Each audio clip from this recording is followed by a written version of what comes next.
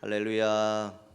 주님의 은혜와 평강이 모든 성도들을 위해 충만하시기를 주님의 이름으로 축복합니다. 우리 옆에 분들과 같이 인사하겠습니다. 주님의 이름으로 사랑하고 축복합니다. 한 번 더 인사하겠습니다. 주님 주시는 복 많이 받으세요.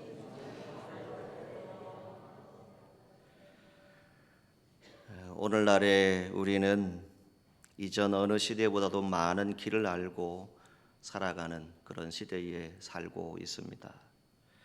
휴대폰 하나만 있으면 어디든지 길을 찾을 수 있습니다. 언제 어디서든 사람들과 연결되어 있지요. 또 우리가 원하는 정보 순식간에 다 얻을 수 있습니다. 그런데 놀라운 사실은 이렇게 모든 것이 연결된 시대에 살고 있음에도 불구하고 사람들의 마음은 점점 더 불안해하고 또 더 외로워지고 있다는 사실을 우리는 듣고 있습니다. 왜 이런 일들이 있을까요? 연결은 많아졌지만 진짜 진실한 만남이 없기 때문입니다. 관계는 점점 더 얕아집니다. 대화의 깊이가 더 가벼워집니다. 사람들의 마음은 점점 더 공허해지는 것을 볼 수 있습니다. 오늘날 우리는 길은 많지만 방향을 잃어버린 시대를 살고 있다라고 말합니다. 살아가는 성도 여러분, 이 모습은 우리의 신앙에도 그대로 나타나고 있지 않습니까? 우리는 성경을 너무나도 잘 알고 있습니다. 그리고 교리적으로도 잘 알고 있죠. 또 설교도 매일 듣습니다. 수많은 신앙 정보 접하면서 살아가고 있습니다. 그러나 중요한 질문이 하나 있습니다. 지금 여러분은 주님과 함께 인생길을 걷고 있습니까?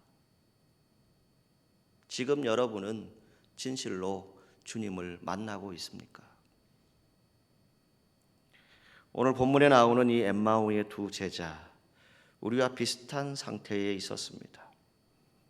그들은 예수님에 대한 이야기를 알고 있었지요. 그리고 그 사건도 알고 있었습니다. 서로 대화도 나누고 있었습니다. 그런데 그들의 모습은 17절 말씀을 보시게 되면 슬픈 빛을 띠고 있었다라고 기록합니다. 그리고 20절에 보게 되면 대제사장들과 관리들이 사형 판결에 넘겨 죽어서 예수를 십자가에 못 박았다라고 말합니다.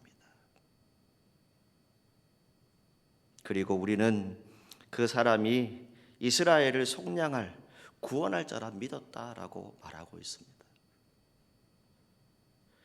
그들의 마음, 슬픔이 찾아왔고 낙심이 있습니다.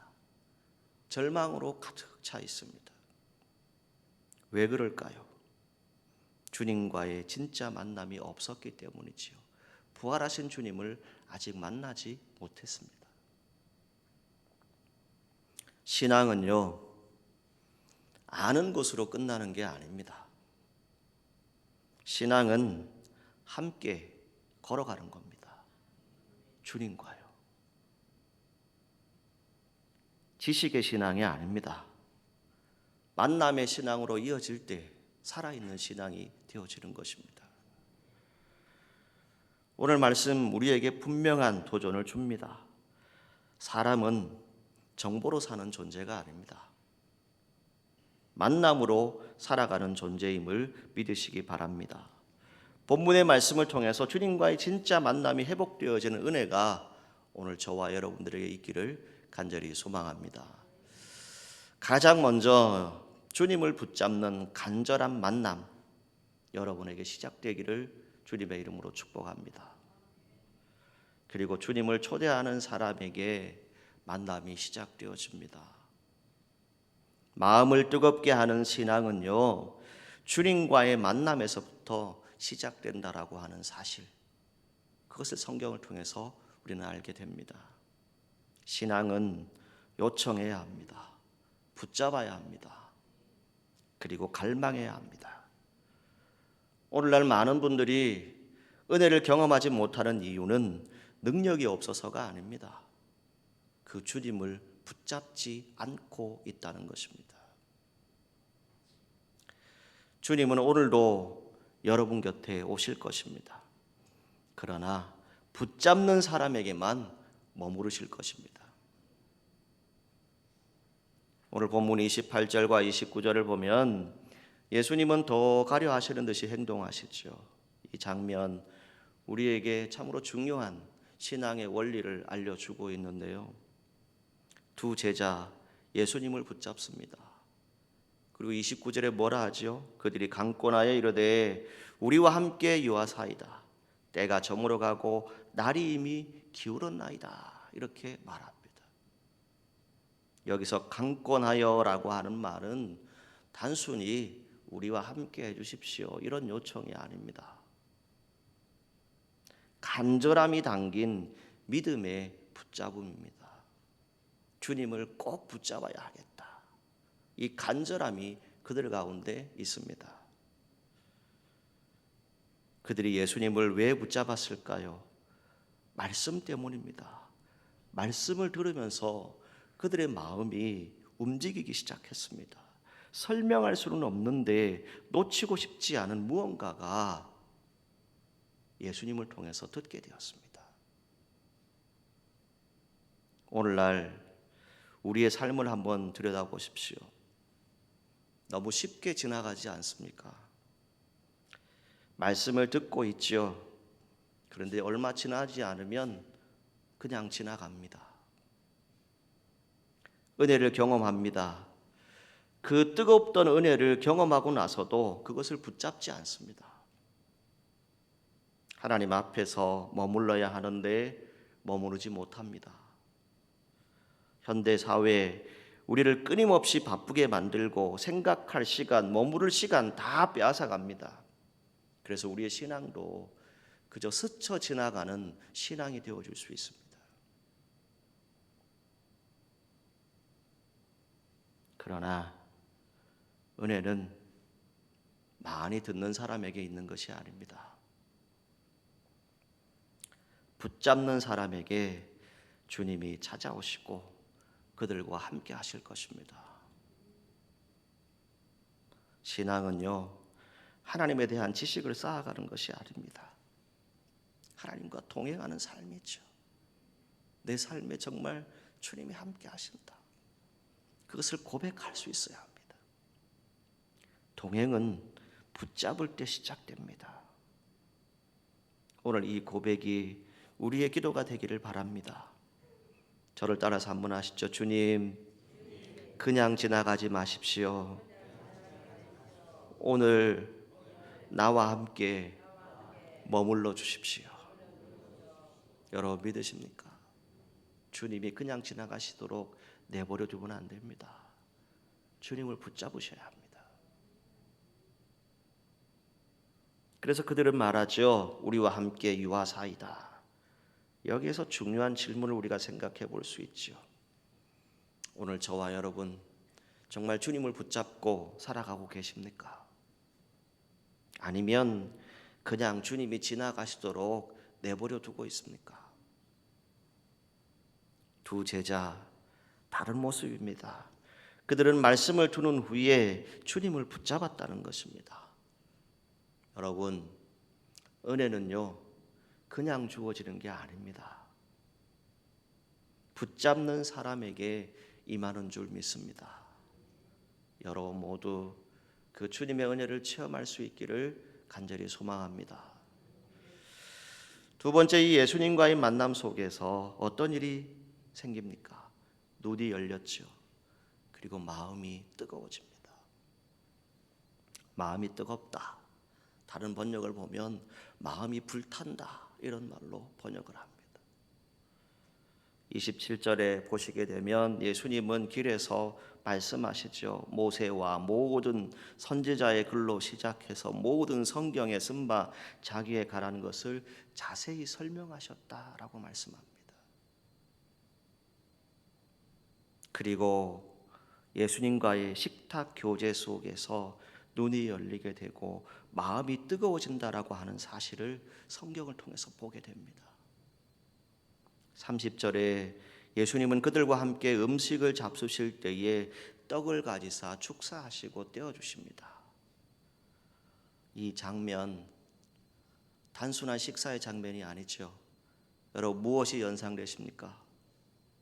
성만찬, 성찬식. 최후의 만찬을 떠올리게 합니다. 주님의 사역 전체를 상징하는 부분이죠. 주님의 몸과 주님의 피. 무엇보다 인격적으로 주님과 만나는 교제의 자리입니다.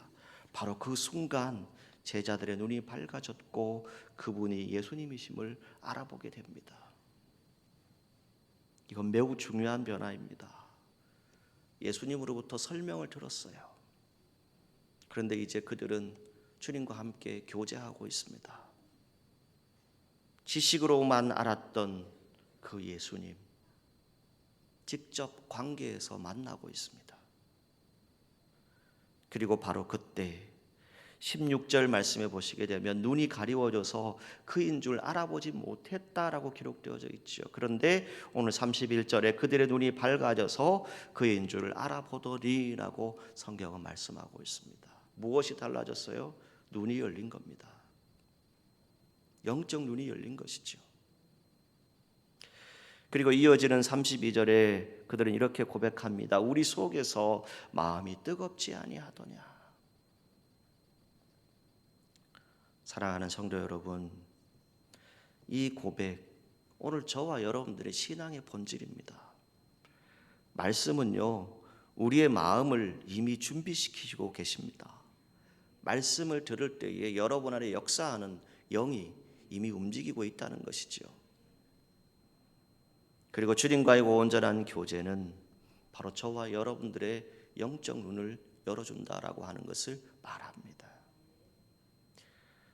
오늘날 저도 여러분도 참 많은 것을 듣고 배우는 시대에 살고 있습니다. 설교도 듣고 책도 읽고 다양한 콘텐츠를 통해서 신앙 지식을 쌓아가고 있죠. 지난 주간 우리 목사님들과 함께 세미나에 2회 참여하게 되었는데 AI에 대한 부분, 또 이 삶에 대한 라이프, 이 부분에 대한 것에 대해서 함께 고민하는 그런 시간들을 가졌습니다. 여러분, 너무나도 많은 지식을 쌓을 수 있는 기회가 우리에게 있어요. 그러나 여전히 깨닫지 못하는 이유는 무엇입니까? 깨달음은요, 단순한 정보만 가지고 깨달음이 주어지는 것이 아닙니다. 관계 속에서 일어날 수 있습니다. 여러분, 우리가 이런 말 하잖아요. 더 가까워지고 싶으면 뭐라고 얘기하시죠? 우리 언제 밥 한번 먹자. 그죠? 안 그러십니까? 식탁의 교제, 밥을 먹는다는 게 뭡니까? 함께 이야기하고 또 삶을 나누면서 서로 더 가까워지는 시간이죠. 토조 목사님이 이런 말을 하셨어요. 하나님에 대해 아는 것과 하나님을 아는 것은 전혀 다른 차원의 일이다 라고 말씀을 하셨는데, 이 부분을 무엇으로 해석을 할 수 있냐면 하나님에 대해 아는 것은 지식의 영역입니다. 하나님을 아는 것은 관계의 영역이라고 하는 그런 뜻입니다. 우리는 얼마든지 하나님에 대해서 많이 알 수 있죠. 오늘날 성경 지식 충분히 여러분들이 쌓을 수 있습니다. 심지어는 여러분들도 신학적으로 뭔가 깊이 있게 이해할 수 있는 시대에 우리가 살아가고 있어요. 그러나 그것이 곧 하나님을 아는 것은 아닙니다. 하나님을 안다라고 하는 것은요, 그분과 인격적으로 만나고 교제하고 여러분들의 삶 속에서 그분의 삶을 경험하는 것을 의미합니다. 아직도 하나님에 대해서 알고만 계십니까? 하나님을 알아가시기를 주님의 이름으로 축복합니다. 예를 들면 이겁니다. 여러분, 어떤 분, 어떤 사람의 프로필을 여러분들이 다 알고 있다라고 말할 수 있겠지요. 그런데 그 사람이 그분과 친하다고 여러분 말할 수 있을까요? 관계성이 뛰어나다고 말할 수 있을까요? 서류만 보았다고 해서 그걸 알 수 있습니까? 모릅니다. 알지 못하죠. 마찬가지입니다. 하나님에 대한 정보가 많다고 해서 내가 하나님과 동행하는 삶을 살고 있다라고 말한다면 그건 아닐 겁니다. 정말 하나님과 깊이 있게 영적으로 교제하시기를 바랍니다. 구원자 되신 예수님을 만날 수 있기를 간절히 소망합니다. 신앙의 핵심은요, 얼마나 많이 아느냐 이게 아닙니다. 얼마나 깊이 있게 하나님과 동행하느냐, 이것을 여러분들이 체험하셔야 됩니다. 나는 하나님에 대해 알고 있는 사람인가, 아니면 하나님을 아는 사람인가, 우리 스스로가 답해 보아야 합니다. 영적 삶은 하나님과의 지속적인 교제 속에서 형성되어질 것입니다. 사랑하는 성도 여러분, 신앙은요, 한번 내가 감동받았다 이것으로 유지되어지지 않습니다. 지속적인 주님과의 교제에서 저와 여러분들이 성장하게 됩니다. 기도의 자리가 필요합니다. 때로는 말씀을 묵상하는 자리가 필요합니다. 주님 앞에서 머무는 자리에서 저와 여러분들의 눈이 열리는 그런 체험이 필요합니다. 우리의 마음이 뜨거워질 수 있는 그런 은혜가 필요하다는 것이죠. 지금 세상의 자극은 무엇입니까? 잠시 감정을 흔들 수는 있어요. 그러나 하나님의 말씀은 우리의 영혼을 변화시킨다는 것입니다. 신앙, 지식의 문제로 보시면 안 됩니다. 관계의 문제입니다. 그래서 우리는 기도의 자리로 나아가야 하고 말씀 앞에 머물러야 하고 그리고 주님과 함께하는 시간을 회복해야 하는 시대에 살아가고 있습니다. 말씀을 듣는 것만으로 충분하지 않습니다. 주님과의 교제까지 나아가야 한다는 사실입니다.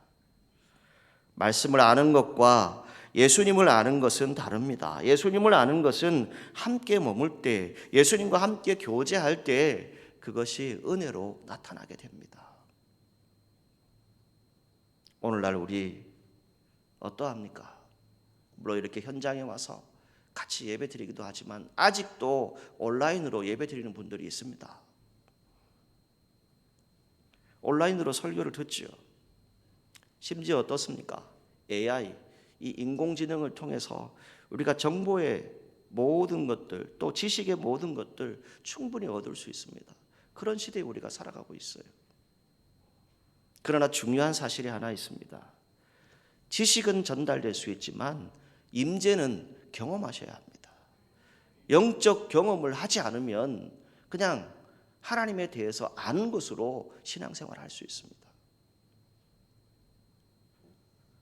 예수님은 떡을 떼시는 그 관계의 자리에서 자신을 드러내시고 계십니다. 오늘 사랑하는 성도 여러분, 여러분들과 제가 영적으로 눈을 열어서 주님과 더욱 깊은 교제, 마음이 뜨거워지는 그런 교제를 나눌 수 있기를 주님의 이름으로 축복합니다.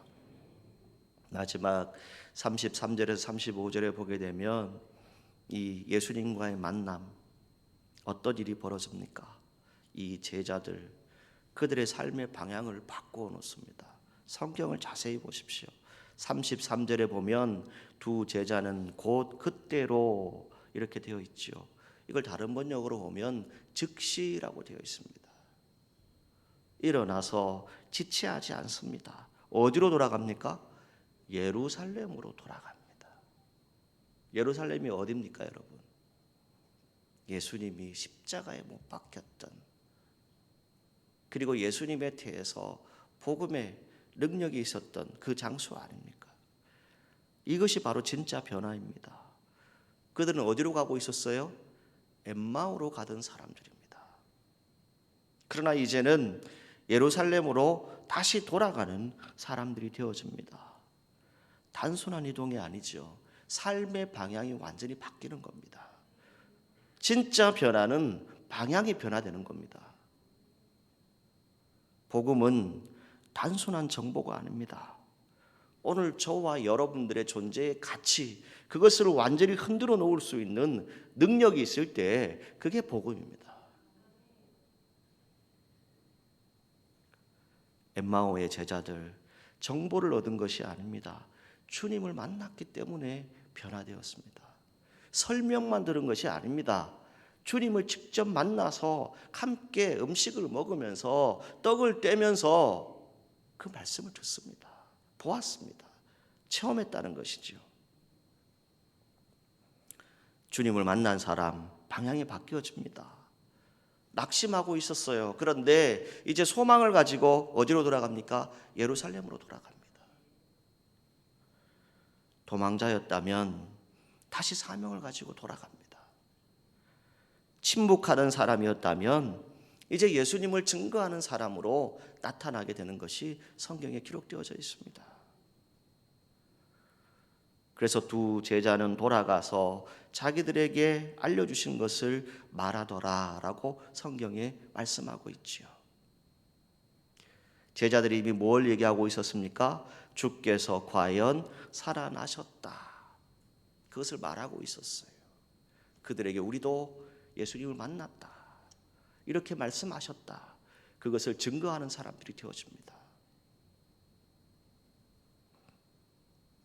여러분, 신앙 경험하셔야 됩니다. 그런데 그 경험만으로는 또 안 됩니다. 뭐가 필요할까요? 해석이 필요합니다. 그들은 깨닫죠. 아, 그때 그분이 주님이셨구나. 예수님이셨구나. 그 마음의 뜨거움은 단순한 감정, 우연이 아닙니다. 바로 주님의 임재에 대한 증거이지요. 중요한 것, 감정 자체가 아닙니다.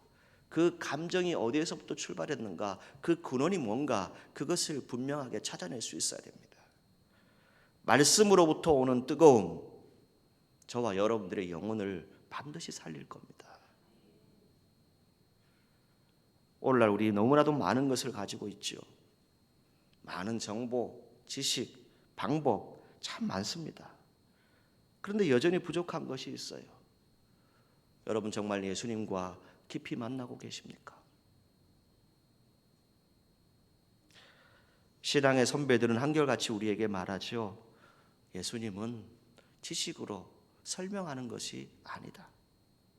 그럴 대상이 아니다. 예수님을 만나야 한다. 인격적으로 교제해야 된다. 여러분들의 다음 세대 자녀들을 위해서 뭘 기도하세요? 예수님과 인격적으로 만나게 해달라고. 그 기도를 여러분들이 하고 있지 않습니까? 그리고 여러분들의 삶에 동행하는 분이 되셔야 됩니다. 함께 걷고 있는 분이 되셔야 돼요. 그게 바로 예수님입니다. 복음은요, 흘러가야 한다라고 우리가 얘기하죠. 전달되어야 합니다. 만남이 있고 깨달음이 있고 변화가 있고 이제 증언하는, 증거하는 그런 사람들이 되어집니다. 신앙은 머무는 것이 아닙니다. 역동적인 것입니다. 흘러가는 것이죠. 진짜 만남은 머리가 아니라 방향이 바뀌어지는 겁니다. 머리로만 움직이는 신앙, 그것은 그 자리에 멈춰 있습니다. 신앙의 삶의 방향이 완전히 바뀌어집니다. 감정으로 우리가 하나님을 믿으십니까? 아닙니다. 저와 여러분들의 삶이 바뀌어져야지요. 아, 예수 믿는 사람 뭐가 다르다. 그 말을 우리가 들어야 되지 않겠습니까?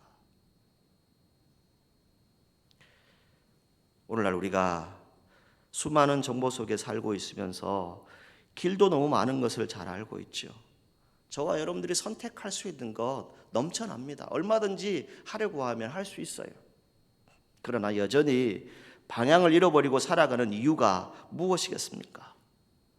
주님과의 뜨거운 만남이 없기 때문입니다. 이게 오늘날 한국 교회에 요구되어지는 말씀입니다. 엠마오의 두 제자 모든 것을 알고는 있었어요. 사건도 알고 말씀도 들었고 서로 대화도 나누었습니다. 심지어 뭘 했어요? 대제사장들, 관리들, 그들을 향해서 저주하기도 했잖아요. 그들이 그랬다고. 그들의 마음은 슬펐습니다. 낙심으로 가득 차 있었죠. 그런데 그들이 변화되어집니다. 언제 변화가 일어납니까?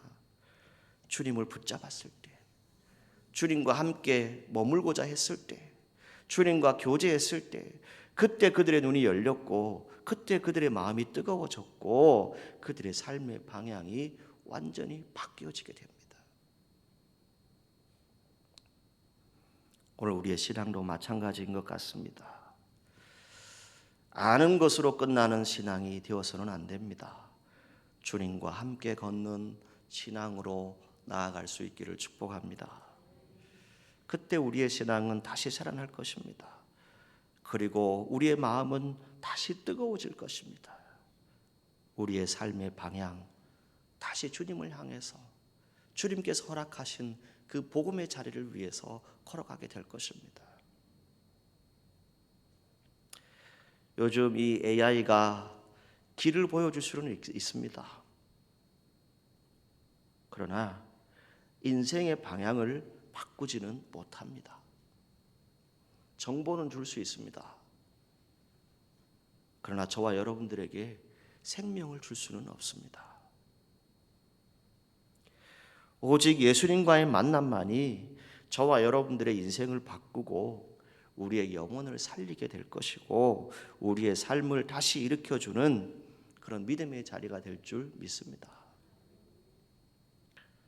사랑하는 성도 여러분, 오늘 이 자리에서 마음을 뜨겁게 하는 그런 만남이 회복되기를 간절히 소망합니다.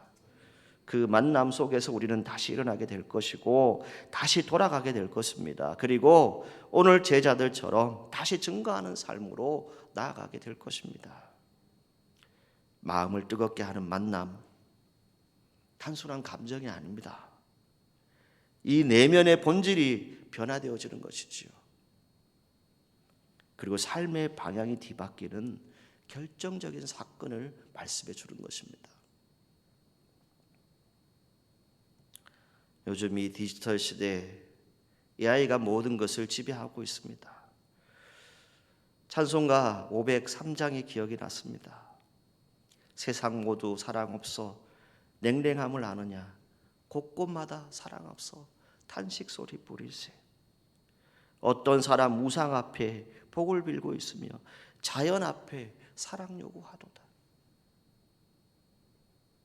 여러분, 오늘 이 시대가 이렇지 않습니까? 오늘 믿음의 사람들조차도 예수님 없이 살아갑니다. 예수님을 만나려 하지 않습니다. 이 시대에 여러분 안에 따뜻한 온기가 있기를 축복합니다. 여러분 안에 올바른 해석, 올바른 하나님의 뜻이 있기를 간절히 소망합니다. 정답을 얻을 수 있을지 모릅니다. 그러나 여러분들의 정말 눈물을 닦아줄 수 있는 분, 여러분들의 그 고생과 수고가 헛되지 않다라고 말해줄 수는 없습니다. 이 말은 누가 해줄 수 있습니까? 오직 주님만이 여러분들을 위로해 줄 수 있고 세워줄 수 있습니다. 우리 속에서 마음이 뜨겁지 아니하더냐 라고 하는 이 고백이 있기를 주님의 이름으로 축복합니다. 사람과의 만남에서 누군가의 이야기를 진심으로 들어주십시오. 그리고 그 삶의 가치를 서로 발견해주는 그런 공동체가 되십시오. 그리고 여러분들의 신앙의 자리에서 익숙한 성경 구절이 오늘 나에게 주시는 살아있는 하나님의 음성으로 들을 수 있기를 축복합니다. 이러한 뜨거운 만남이 있을 때 세상 속에서도 우리는 다시 일어설 용기를 얻게 될 것입니다. 오늘 여러분들의 마음을 뜨겁게 할 한마디의 말씀, 그리고 주님과의 소중한 만남이 여러분과 함께 있기를 소망하고 응원합니다. 주님께서 여러분들의 삶의 자리에 늘 함께 하심을 믿으시고 주님 꼭 붙잡고 동행하시고 그 주님과 만나는 뜨거운 신앙의 열정들을 가져가시기를 주님의 이름으로 축원합니다. 기도하겠습니다. 사랑의 하나님, 말씀을 통해 우리의 식어버린 마음을 봅니다. 주님, 이제는 그냥 지나치지 않겠습니다. 우리와 함께 머물러 주시고 우리의 눈을 열어주셔서 주님을 분명히 알아보게 하옵소서.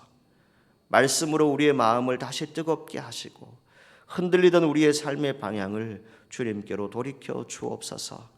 이제는 낙심의 길이 아니라 사명의 길로 살아가게 하시고 주님을 증거하는 삶을 살게 하옵소서.